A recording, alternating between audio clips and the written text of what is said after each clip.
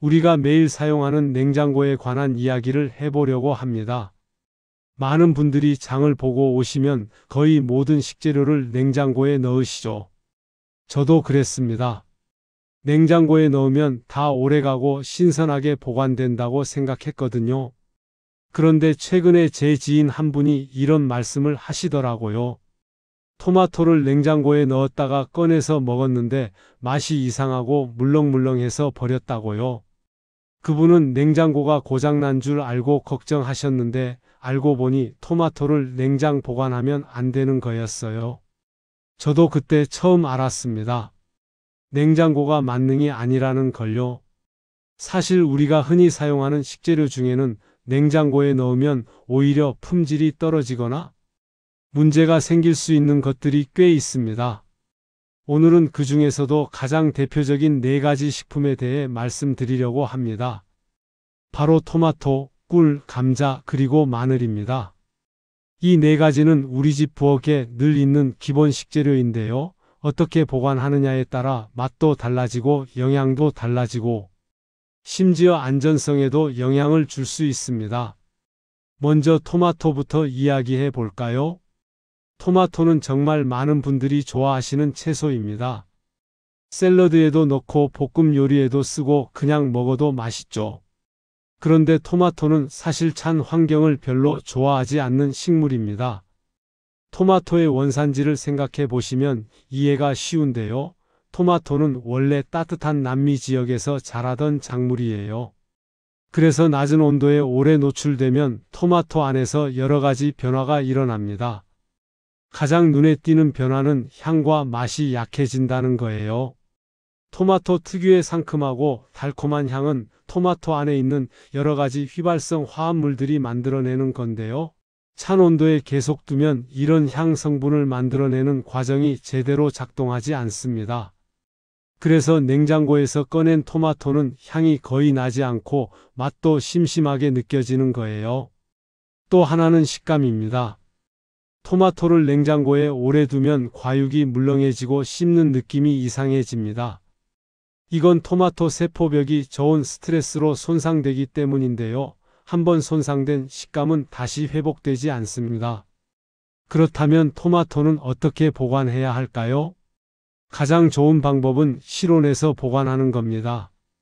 토마토를 사오시면 비닐봉지에서 꺼내서 바구니나 접시에 담아 두세요. 비닐봉지에 넣어두면 습기가 차서 빨리 무를 수 있으니까 통풍이 잘 되는 곳에 두는 게 좋습니다. 그리고 직사광선은 피해야 합니다. 햇볕이 강하게 들어오는 창가에 두면 토마토가 너무 빨리 익어버리거든요. 주방 한쪽 그늘진 곳이나 식탁 위에 두시면 적당합니다. 또 하나 팁을 드리자면 토마토를 놓을 때 꼭지 부분이 아래로 가도록 두시면 조금 더 오래 신선하게 유지할 수 있습니다. 꼭지 부분이 공기와 닿는 면적이 작아서 수분 증발이 덜하기 때문이에요. 실온에서 보관할 때 토마토는 보통 일주일 정도는 문제없이 두실 수 있습니다. 다만 여름철 무더위가 심할 때는 이야기가 좀 달라집니다.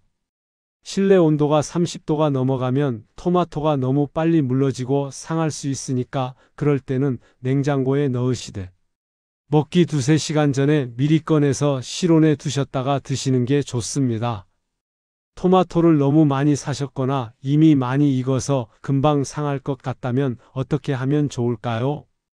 이럴 때는 조리해서 보관하시는 방법을 권해드립니다. 토마토를 잘게 썰어서 냄비에 넣고 약한 불에 천천히 끓여주세요. 여기에 소금 한 꼬집, 설탕 조금, 다진 마늘 넣으면 간단한 토마토 소스가 됩니다.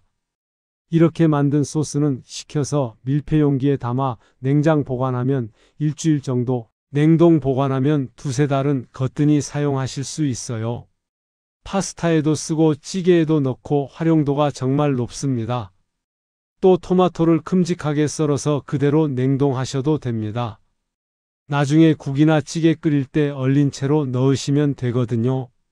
이렇게 하면 토마토를 한 알도 버리지 않고 알뜰하게 사용하실 수 있습니다. 한 가지 더 알아두시면 좋은 게 있습니다. 토마토는 에틸렌이라는 가스를 내뿜는 과일이에요. 에틸렌은 다른 과일이나 채소를 빨리 익게 만드는 성분입니다.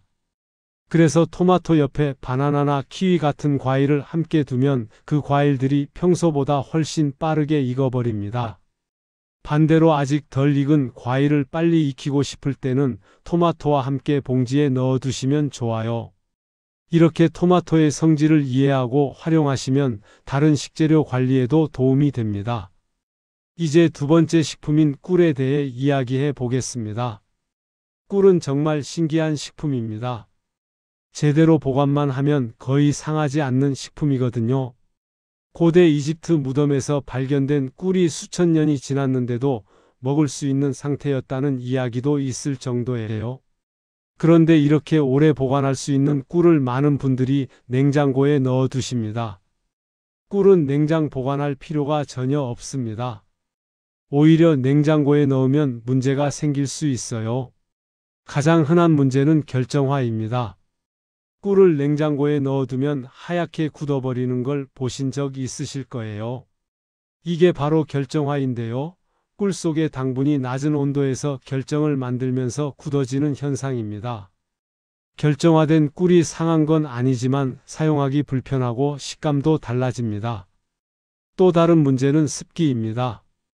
냉장고는 습도가 높은 환경이에요. 꿀은 수분을 흡수하는 성질이 있어서 냉장고 안의 습기를 빨아들일 수 있습니다.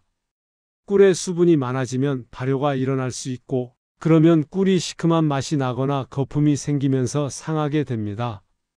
꿀이 상하지 않고 오래 보관되는 이유는 꿀 속에 수분이 아주 적기 때문인데요. 냉장고에 넣으면 이 장점이 사라지는 거예요. 그래서 꿀은 반드시 실온에서 보관하셔야 합니다. 꿀을 보관하실 때는 용기가 중요합니다. 꼭 밀폐가 잘 되는 용기에 담으세요.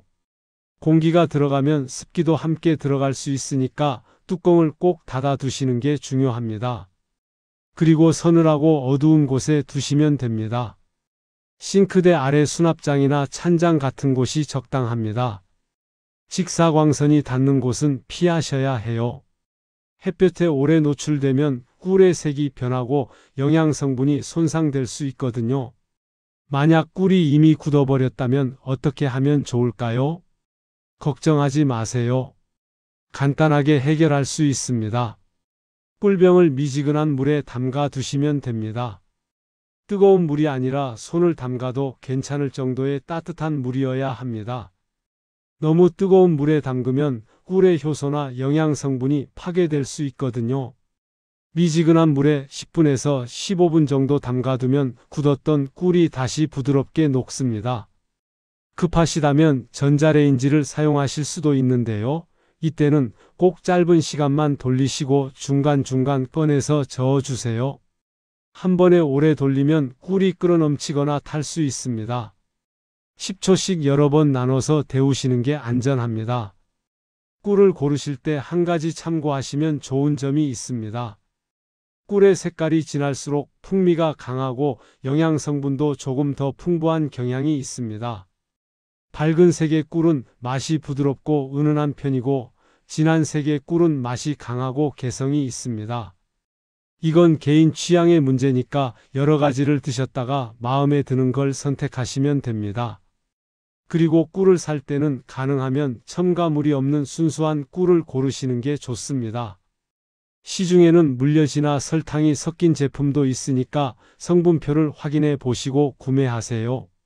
순수한 천연 꿀이 건강에도 좋고 맛도 훨씬 깊습니다. 이제 세 번째 식품인 감자 이야기를 해보겠습니다. 감자는 우리나라 사람들이 정말 자주 먹는 식재료죠. 찌개에도 넣고 조림도 하고 튀김도 해먹고 정말 다양하게 활용됩니다. 그런데 이 감자를 냉장고에 보관하시는 분들이 의외로 많으세요. 특히 여름철에 상할까봐 냉장고에 넣어두시는데요. 감자는 냉장고에 넣으면 안 됩니다. 왜 그럴까요? 감자를 낮은 온도에 오래 두면 감자 속의 전분이 당으로 바뀌는 현상이 일어납니다. 이걸 전문 용어로는 저온 당화라고 부르는데요. 쉽게 말하면 감자가 단맛이 강해지는 거예요. 처음 들으시면 단맛이 강해지는 게 좋은 거 아닌가 생각하실 수 있는데 문제는 이렇게 당이 많아진 감자를 고온에서 조리할 때 생깁니다. 감자를 튀기거나 구울 때 온도가 높아지면 감자 속의 당과 아미노산이 반응해서 특정 물질이 만들어질 수 있습니다. 이 물질은 우리 몸에 바람직하지 않은 영향을 줄 가능성이 있다고 알려져 있어요.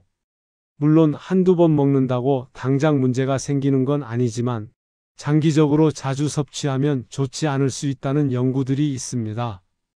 그래서 감자는 냉장고가 아니라 서늘하고 어두운 곳에 보관하셔야 합니다. 감자를 보관하기에 가장 좋은 온도는 7도에서 10도 정도입니다.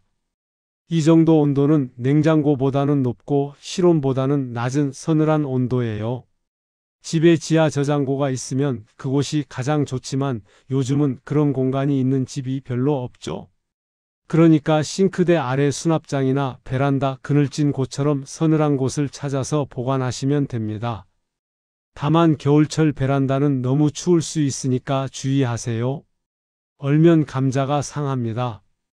감자를 보관할 때는 빛을 차단하는 게 아주 중요합니다. 감자는 빛에 노출되면 싹이 나거나 표면이 초록색으로 변합니다. 이 초록색 부분에는 솔라닌이라는 성분이 들어있는데요. 이 성분은 쓴맛이 나고 많은 양을 섭취하면 복통이나 구토 같은 증상이 나타날 수 있습니다. 그래서 감자를 보관할 때는 종이 봉투에 넣거나 박스에 담아서 어두운 곳에 두시는 게 좋습니다. 비닐봉지는 피하세요.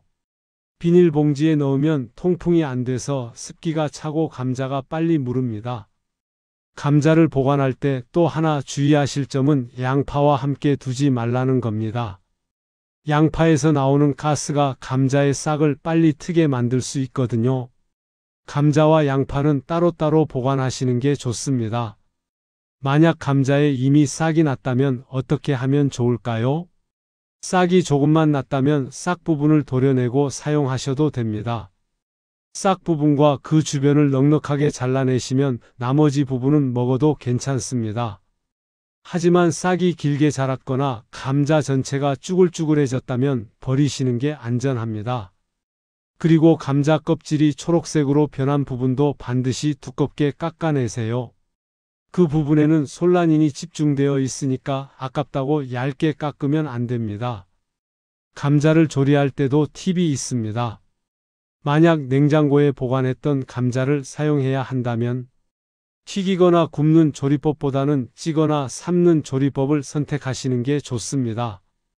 튀김이나 구이는 온도가 높아서 앞서 말씀드린 바람직하지 않은 물질이 생성될 가능성이 높지만 찌거나 삶으면 온도가 100도를 넘지 않으니까 상대적으로 안전합니다. 감자찜이나 감자국 같은 요리로 드시면 맛도 좋고 건강에도 더 좋습니다. 네 번째 식품은 마늘입니다. 마늘은 한국 요리에서 빼놓을 수 없는 양념이죠. 거의 모든 요리에 들어간다고 해도 과언이 아닙니다. 그런데 이 마늘도 냉장고에 넣으면 안 좋습니다. 마늘을 냉장고에 보관하면 어떤 일이 생길까요? 먼저 마늘에 싹이 잘 트게 됩니다. 냉장고 안은 습도가 높고 온도가 낮아서 마늘이 휴면 상태에서 깨어나면서 싹을 틔우는 조건이 됩니다. 싹이 튼 마늘도 먹을 수는 있지만 맛이 떨어지고 영양도 줄어듭니다. 또 냉장고 안에 습기 때문에 마늘 껍질에 곰팡이가 생길 수도 있어요. 곰팡이가 핀 마늘은 절대 드시면 안 됩니다. 또한 마늘을 냉장 보관하면 조직이 물러지고 향도 약해집니다. 마늘 특유의 알싸하고 강한 향이 줄어들면서 요리에 넣어도 제맛이 안 나는 거죠. 그래서 마늘은 서늘하고 건조하며 통풍이 잘 되는 곳에 보관하셔야 합니다. 그물망 자루나 바구니에 담아서 통풍이 되는 곳에 걸어 두시면 좋습니다. 습기가 차지 않는 곳이 중요해요. 싱크대 바로 옆이나 물기가 많은 곳은 피하시고 조금 떨어진 건조한 곳에 두세요. 직사광선도 피해야 합니다. 햇볕에 오래 노출되면 마늘이 말라버리고 향이 날아가거든요. 통마늘을 사셨다면 그대로 보관하시는 게 가장 오래 갑니다. 껍질이 마늘을 보호해 주거든요. 하지만 편의를 위해 껍질을 미리 까놓으시는 분들도 많으실 텐데요. 깐 마늘은 통마늘보다 훨씬 빨리 상합니다. 공기와 접촉하는 면적이 넓어서 산화도 빨리 되고 수분도 빨리 날아가요. 깐 마늘은 가능하면 일주일 안에 다 사용하시는 게 좋습니다. 만약 깐 마늘이 많이 남았다면 냉동 보관하시는 방법도 있습니다. 깐 마늘을 밀폐용기나 지퍼백에 넣어서 냉동실에 보관하시면 몇 달 동안 사용하실 수 있어요. 필요할 때마다 꺼내서 바로 요리에 쓰시면 됩니다.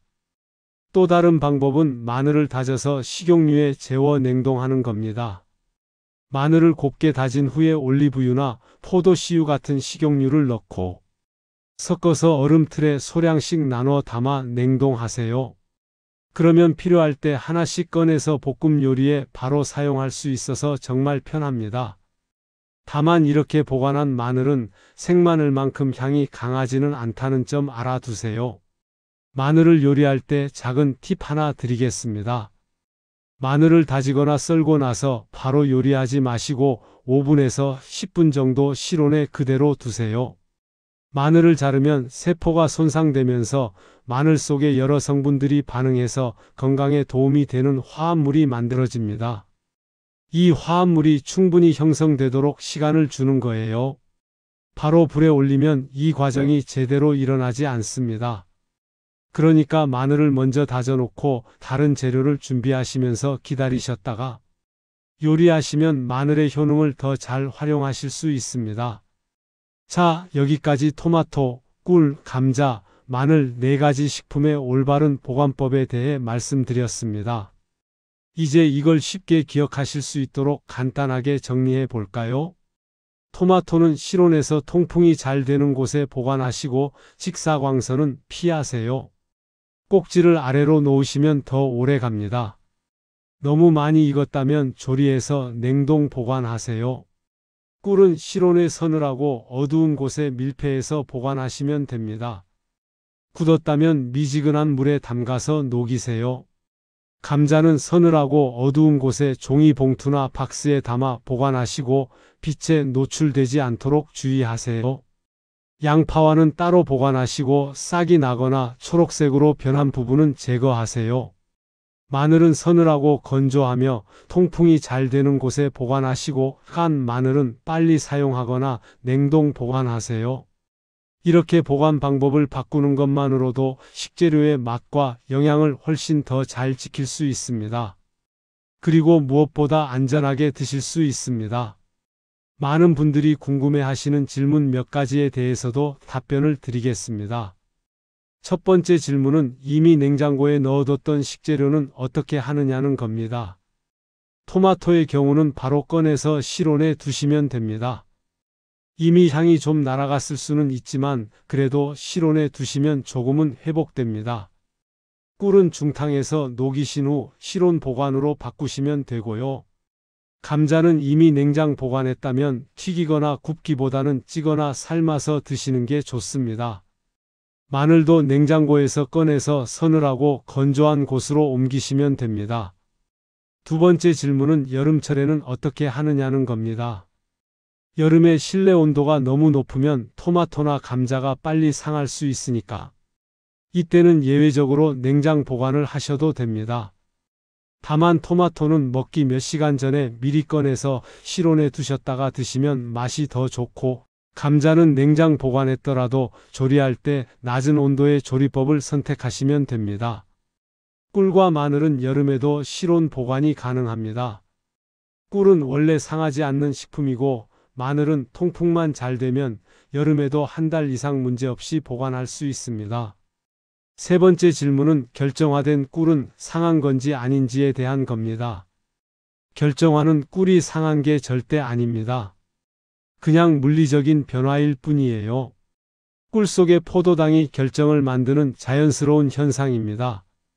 오히려 결정화가 잘 되는 꿀이 순수한 천연 꿀이라는 증거가 될 수도 있어요. 물엿이나 다른 첨가물이 많이 들어간 제품은 결정화가 잘 안 되거든요. 그러니까 꿀이 굳었다고 해서 버리지 마시고 중탕에서 녹여서 드시면 됩니다. 네 번째 질문은 싹이 난 마늘이나 초록색으로 변한 감자를 먹어도 되는지에 대한 겁니다. 마늘은 싹이 나도 먹을 수 있습니다. 싹 부분도 사실 먹어도 되고요.